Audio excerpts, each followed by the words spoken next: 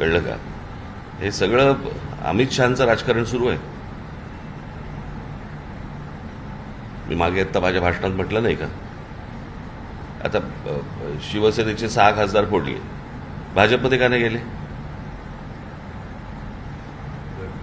टीएमसीचे 22 खासदार फुटले, वेगळा गट का केला?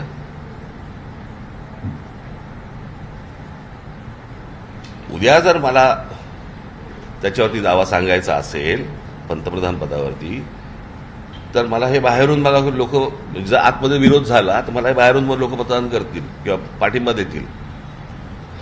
आणि दुसऱ्याने जर समजा कोणी दावा सांगितला तर मी हे जे उभे केलेले आहे त्यातला कोणी सपोर्ट करणार नाही.